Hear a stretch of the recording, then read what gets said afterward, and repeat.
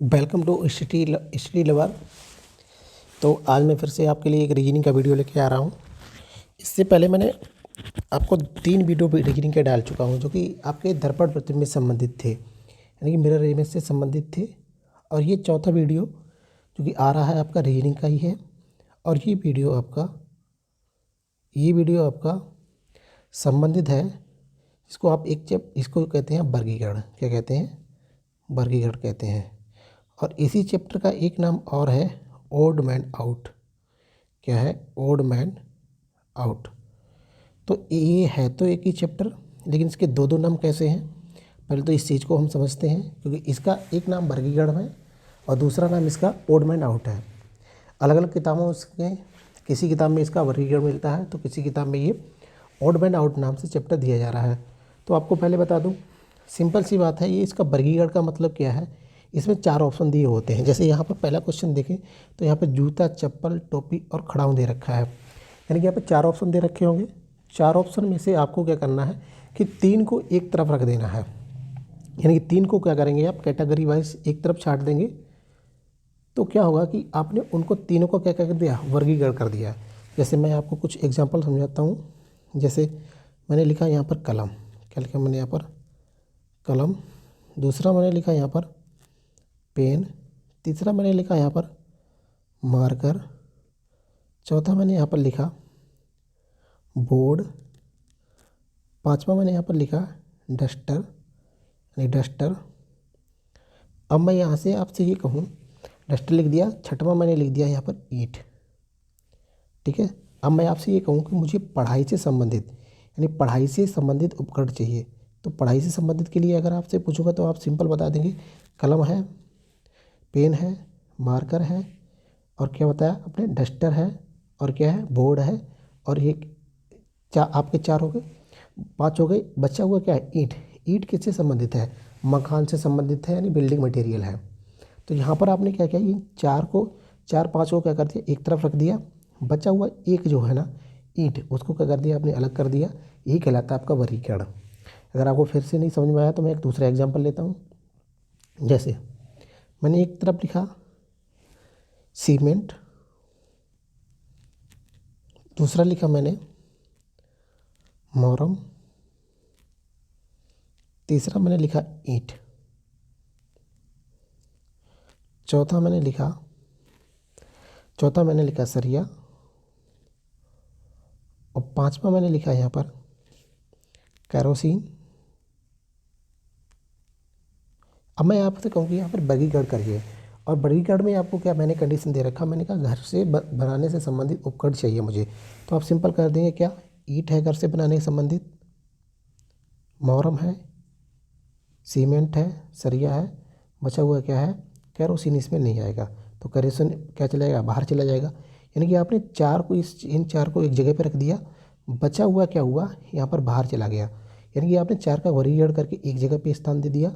बचा हुआ जो 5वां था वो क्या हो गया? खुद से बाहर हो गया। इसका मतलब क्या है? ये इसके वर्गीकरण की कैटेगरी के अंदर आता ही नहीं है, इसलिए इसी को ही हम बोलते हैं ओड मैन। क्या बोलते हैं? Odd man. यानी कि अगर आप सबको जैसे जिस कैटेगरी वाइज अगर एक तरफ रख देंगे तो बचे हुए जितने भी है ना वो अपने आप से छूट जाएगा, और छूट जाएगा वो कहलाएगा ओड मैन। ठीक है, अलग कहलाएगा। और जो इकट्ठा करके आपने एक ग्रुप में रख दिया ये कहलाएगा आपका वर्गीकरण, यानी एक समूह, सिंगल यूनिटरी समूह बोला जाता है जिसको। ठीक है, यूनिटरी ग्रुप जिसे बोलते हैं आप। अब चलिए इससे संबंधित क्वेश्चन कराते हैं। सिंपल है, बहुत आसान है, क्वेश्चन हो जाते हैं इसके, देखिएगा।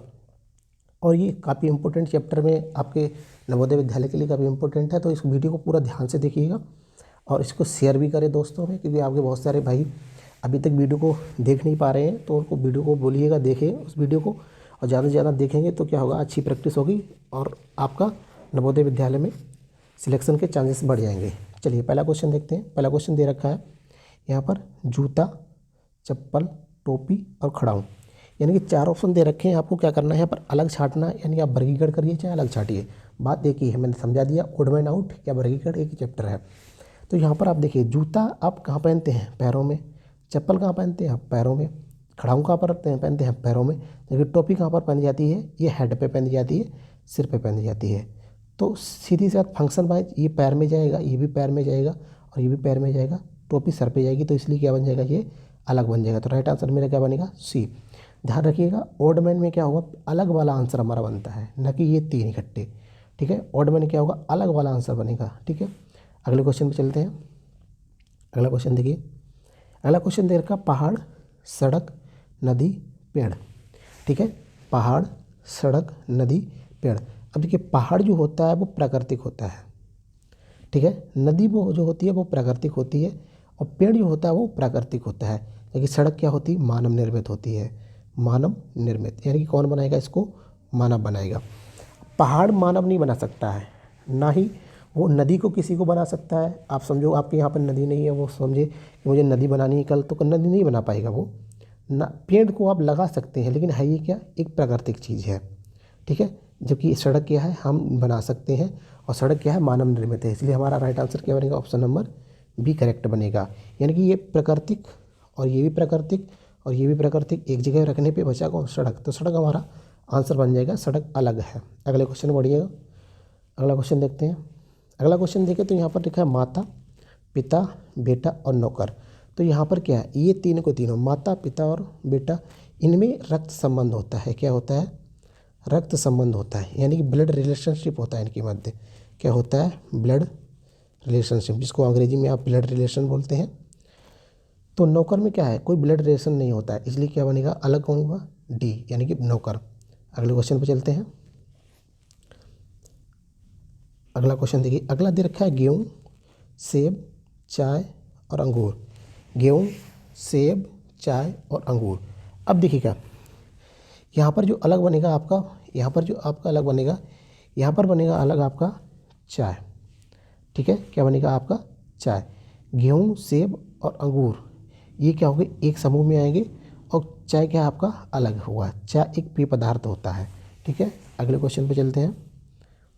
अगला क्वेश्चन देखिएगा, अगला क्वेश्चन देखिएगा टूथब्रश, टूथपेस्ट, तौलिया, दंत मंजन। देखिए आप टूथब्रश को क्या करते हैं, सुबह पेस्ट करते हैं उसके साथ में, और दंत मंजन एक ही है। जबकि तौलिया से क्या करते हैं, हम अपना शरीर को पोंछते हैं। तो ये तौलिया बिल्कुल अलग बना, क्योंकि इसकी और इसकी तीनों के फंक्शन क्या है, अलग है। अगले क्वेश्चन पे चलिएगा, अगला क्वेश्चन आपका दे रखा है बल्ब, मोमबत्ती, दीप और पुस्तक। तो यहाँ पर बल्ब से भी रोशनी मिलती है हमें, मोमबत्ती से भी मिलती है, दीपक से भी मिलती है, लेकिन पुस्तक से हमें रोशनी नहीं मिलती। पुस्तक से हमें रोशनी नहीं मिलती है, लेकिन अगर आप किताब पुस्तक पढ़ेंगे तो आपके जीवन में रोशनी भर जाएगी। किस में भर जाएगी, आपके जीवन में रोशनी भर जाएगी। तो ये तो एक अलग विषय हुआ, जीवन में रोशनी भर जाएगी, इसका मतलब क्या है, आप होशियार हो जाएगी, आपकी नौकरी लग जाएगी। लेकिन बल्ब, मोमबत्ती और दीप को आप जलाएंगे ना, अनपढ़ भी जलाएगा ना, तो उसको क्या होगा, वहाँ पे रोशनी प्राप्त होगी। ठीक है, लेकिन अगर कोई ऐसा व्यक्ति जो पढ़ना नहीं जानता, वो पुस्तक खोल के क्या करेगा, चित्र ही देखता रहेगा, पढ़ ही नहीं पाएगा। इसका मतलब क्या है, बल्ब, लेकिन वो अगर बल्ब और मोमबत्ती और दीप को जलाता है तो उसको लाइट मिलेगी, रोशनी मिलेगी। तो इसलिए यहाँ पर हमारा आंसर क्या बनेगा, यहाँ पर हमारा आंसर बना पुस्तक।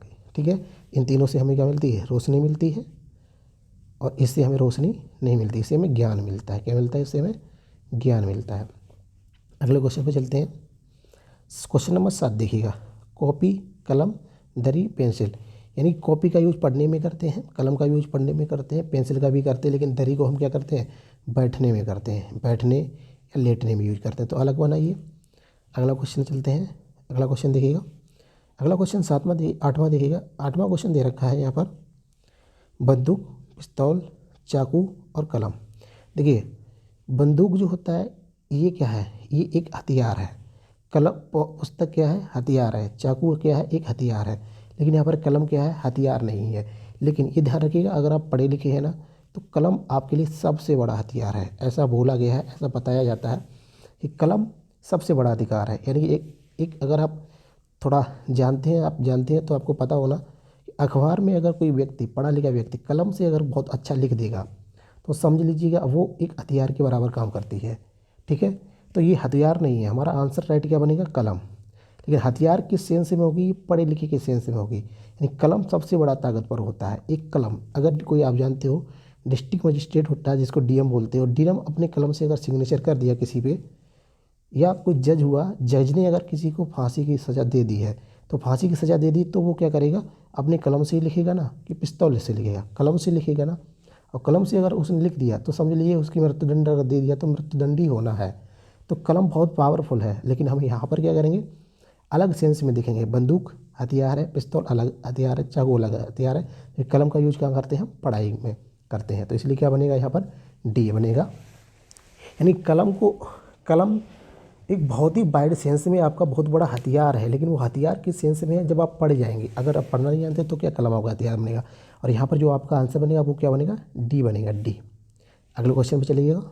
अगला क्वेश्चन देखिएगा, देखिए घोड़ा, चूहा, हाथी, गौरैया। देखिए घोड़ा उड़ नहीं सकता है, चूहा उड़ नहीं सकता है, हाथी उड़ नहीं सकता है, गौरैया क्या कर सकती, उड़ सकती है। दूसरी चीज़, ये एक पशु है, ये भी एक पशु है, ये भी एक पशु है, जबकि गौरैया क्या है, एक पक्षी है। अगले क्वेश्चन पे चलते हैं। अगला क्वेश्चन देखिएगा, टी शर्ट, ये क्या है, बंडी, फुल पैंट और कोट। ठीक है, टी शर्ट, बंडी, फुल पैंट और कोट। देखिए ये सारे के सारे आप कमर से ऊपर की तरफ पहनते हैं, ये दोनों, जबकि इसको क्या पहनते हैं, आप कमर से नीचे की तरफ पहनते हैं। ध्यान रखिएगा, टी शर्ट को आप, बंडी को आप, और क्या है आपका इधर कोट है, कोट को आप कहाँ पर पहनते हैं, अपने शरीर की कमर से ऊपर की तरफ पहनते हैं, जबकि पैंट को कहाँ पर पहनते हैं, नीचे। तो अलग क्या बनेगा, ऑप्शन नंबर सी। अगले क्वेश्चन पे चलिएगा। अगला क्वेश्चन देखिएगा। अगला क्वेश्चन दे रखा है, hair tonic, body lotion, shampoo और केश तेल। देखिए हेयर टॉनिक बालों में लगाया जाता है, शैम्पू बालों में लगाया जाता है, केश तेल बालों में लगाया जाता है, जबकि बॉडी लोशन क्या करता है, हमारे पूरे शरीर पे लगता है, फुल बॉडी पे लगता है। ठीक है, जैसे आप सर्दियों में लगा भी रहे होंगे मॉइस्चर के लिए। ठीक है, तो क्या करते हैं, बॉडी लोशन हमारा आंसर बनेगा। अगले क्वेश्चन पढ़ते हैं। अगला क्वेश्चन देखिए। अगला क्वेश्चन देखा, लैंप का शीशा, बल्ब, तूलिका और दर्पण। देखिए ये तूलिका होता है मतलब ब्रश, जिसको आप पेंटिंग करते हैं जिससे आप। ठीक है, तो हमारा राइट आंसर बनेगा तूलिका। लैंप, बल्ब और दर्पण, इसमें क्या क्या प्रयोग किया जाता है, बाहर वाला ये क्या होता है, शीशे का बना होता है। लैंप ये भी शीशे का बना होता है, ये भी किससे बना होता है, शीशे का बना होता है। लेकिन तूलिका में ये ब्रश उससे नहीं बनता, ये लकड़ी से बना होता है, और ये आपके छोटे छोटे बाल भी होते हैं इसमें। ठीक है, तो राइट आंसर हमारा क्या बनेगा, सी बनेगा। अगले क्वेश्चन पर चले। क्वेश्चन नंबर 13, शर्ट, बनियान, सुई धागा, जांघिया। ये तीनों को तीनों पहने जाते हैं, जबकि धागा इनकी सहायता से बनाया जाता है। यानी कि धागा का प्रयोग हम जांघिया, बनियान और शर्ट बनाने में करते हैं, जबकि हमारे लिए क्या है, सुई धागा सबसे अलग हुआ। तो राइट आंसर क्या बनेगा, सी, यानी कि सुई धागा। अगले क्वेश्चन पर चलते हैं। अगला क्वेश्चन देखिएगा, बंधन थैला, बंधन थैला और ये सब्जी दे रखी है, बंधन थैला, सब्जी दे रखी है, ये स्टोव सा दे रखा है। ठीक है, और इसके बाद यहाँ पर दे रखा है आपका ये झोला सा। ठीक है, अब देखिए स्टोव नहीं, ये झोला ही है, ये भी थैला ही है, थैला, झोला या थैला, ये भी एक थैला है, जबकि ये क्या है, सब्जी है। तो अलग क्या बनेगा, सब्जी वाला बनेगा। यानी कि ये भी थैला, इसमें सामान रख सकते हैं, जबकि इसका क्या है, सब्जी है। चलिए अगले क्वेश्चन पर चलते हैं। अगला क्वेश्चन देखा 15। देखिए ये दे रखा है, ये दे रखा है, ये दे रखा है और ये दे रखा है। तो हमारा राइट आंसर क्या बनेगा, ऑप्शन नंबर ए बनेगा। इसका क्या बनेगा, ऑप्शन नंबर ए। इसमें डॉटेड देखिए कैसे हैं, ज़्यादा डॉटेड है, इसमें सब क्या है, कम है, और सीधी रेखा में, जबकि इसमें क्या है, टेढ़े में भी दे रखे हैं। तो 15 आंसर बनेगा। अगले क्वेश्चन में चलते हैं। 16वां क्वेश्चन देखिएगा, पेट्रोल, डीजल, केरोसिन, कॉफ़ी। तो राइट आंसर क्या बनेगा हमारा, कॉफ़ी। पेट्रोल, डीजल ये सारे के सारे क्या हैं, एक जगह पर हमें मिलते हैं। यानी कि अगर हम इनको खोदना चाहें तो ये ज़मीन में मिलेंगे। क्योंकि कॉफ़ी क्या है, एक पेय पदार्थ है, और ये क्या है, ये आपको खनिज बोलते हैं, इन्हें खनिज भी बोलते हैं, जबकि कॉफ़ी खनिज नहीं है। अगले क्वेश्चन पर चलते हैं। अगला क्वेश्चन देखिएगा, 4, 9, 16, 10। तो राइट आंसर क्या बनेगा, 10। क्यों, ये 2 का वर्ग लिखा हुआ है, ये 3 का वर्ग लिखा हुआ है, ये 4 का वर्ग लिखा हुआ है, जबकि 10 किसी का वर्ग होता नहीं। तो राइट आंसर क्या बनेगा हमारा, डी। अगले क्वेश्चन में चलते हैं। अगला क्वेश्चन देखा, दिल्ली, उत्तर प्रदेश, अंडमान निकोबार जिसको बोलते हैं, पांडुचेरी। तो राइट आंसर क्या बनेगा, उत्तर प्रदेश। क्यों, उत्तर प्रदेश एक राज्य है, जबकि दिल्ली, अंडमान निकोबार और पांडुचेरी क्या है, केंद्र शासित प्रदेश है। क्या है, केंद्र शासित प्रदेश है। इसको आप अच्छी तरीके से जानते हैं। अगले क्वेश्चन पढ़ते हैं। Question number 19। क्वेश्चन नंबर 19 देखिएगा, लिख रहा है बांग्लादेश, चीन, पाकिस्तान, अमेरिका। अब देखिए चीन, बांग्लादेश, पाकिस्तान, चीन और अमेरिका। हमारा यहाँ पर सही आंसर बनेगा अमेरिका।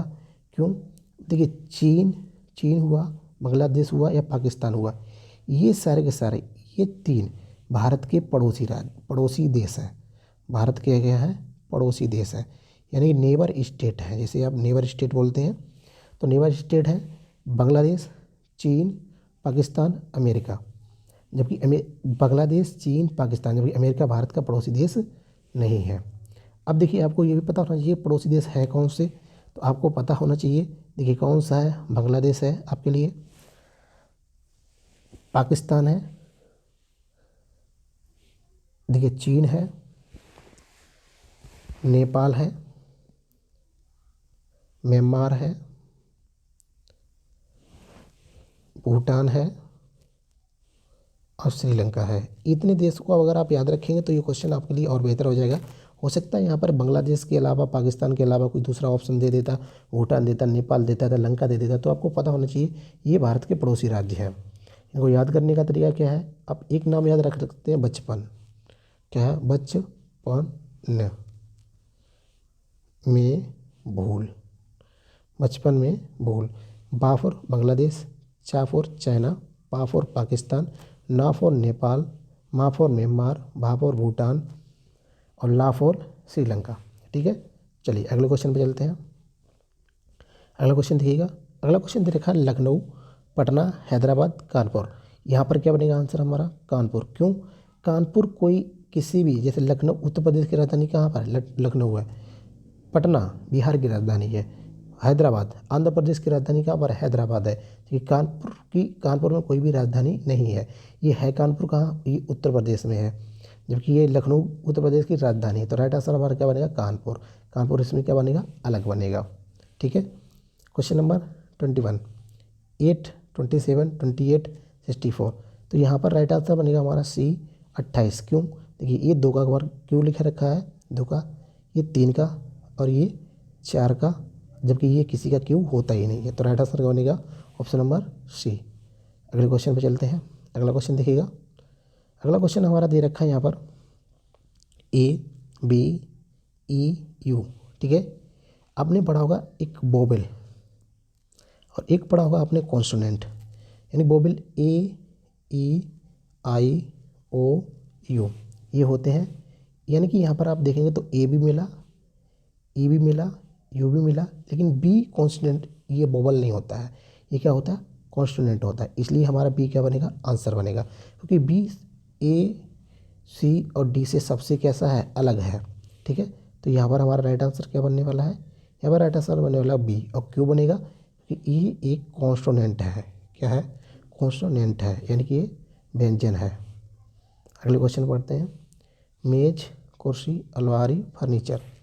अब देखिए यहाँ पर क्या बनेगा हमारा आंसर? फर्नीचर। क्यों? देखिए मेज है या कुर्सी है, अलमारी है, ये सारे के सारे फर्नीचर के अंदर आते हैं। ये सारे क्या आते हैं? फर्नीचर। फर्नीचर का मतलब ही होता है मेज, कुर्सी, मेज, अलमारी, ये सारी चीज़ें होती हैं। कुर्सी हुआ, मेज हुआ, अलमारी हुआ और बहुत सारी चीज़ें जो आपके घर में रहती हैं, पलंग हुआ, बेड हुआ, ठीक है, स्टूल हुआ, ये सारी की सारी चीज़ें होती क्या है? ये सारी फर्नीचर में आती हैं। फर्नीचर का मतलब एक बहुत बड़ा नाम जिसमें बहुत सारी चीज़ें आती हैं। जैसे हम किताब आपको बोल दें, सिंपल किताब बोल दिया मैंने आपसे, किताब में क्या आएगा? गणित की किताब, हिंदी की किताब, बायोलॉजी की किताब, साइंस की किताब, नागरिक शास्त्र की किताब, इतिहास की किताब, ये किताब में आ जाएगी। क्योंकि अगर मैं सब्जेक्ट बोल दिया तो इतिहास बनेगा जाके, भूगोल बनेगा जाके, नागरिक शास्त्र बनेगा जाके आपका, और आपका गणित बनेगा जाके, हिंदी बनेगी जाके। तो ये क्या है? एक सब्जेक्ट है, जबकि किताब क्या है? इन सब का एक मिला जुला रूप है। ठीक है, तो यहाँ पर फर्नीचर क्या है? फर्नीचर में मेज भी आएगी, कुर्सी भी आएगी, अलमारी भी आएगी और बहुत सारी चीज़ें भी आती हैं। तो यहाँ पर हमारा जो राइट आंसर बनने वाला है वो क्या बनने वाला? फर्नीचर। अगले क्वेश्चन पे चलते हैं। अगला क्वेश्चन देखिएगा। मीटर, किलोमीटर, किलोग्राम, पार्शिक। अब देखिए मीटर भी दूरी मापने का मात्रक है, किलोमीटर भी दूरी मापने का मात्रक है, पार्शिक भी दूरी मापने का मात्रक है। ये पार्शिक हम यूज करते हैं जो दूरी नापते हैं आप कहाँ पर? आकाश में पिंडों के मध्य में, यानी कि जो तारों के मध्य की दूरी नापी जाती है वो पार्शिक में मापी जाती है। वही किलोग्राम द्रव्यमान मापने की इकाई है। क्या मापने की? द्रव्यमान की। और ये किसकी मापने की इकाई है? दूरी। अब ये आप सोच रहे होंगे ऐसा क्वेश्चन नहीं आएगा, ऐसा क्वेश्चन आ सकता है बिल्कुल, क्योंकि आपकी 4 से 5 की किताब में ये बेसिक चीज़ें दे रखी हैं। तो आपको ये ध्यान में रख लेना पड़ेगा। ये बेसिक क्वेश्चन भी आ सकता है, इसलिए यहाँ पर क्या बनेगा, किलोग्राम। इसलिए आपको सारे मात्रक याद करने पड़ेंगे। अगले क्वेश्चन पे बढ़ते हैं और ये लास्ट क्वेश्चन है आज का। देखिए पेन है, कलम है, मार्कर है, किताब है। तो यहाँ पर क्या बनेगा, किताब। पेन, कलम और मार्कर से हम लिखते हैं, क्या करते हैं, लिखते हैं। देखिए मार्कर से हम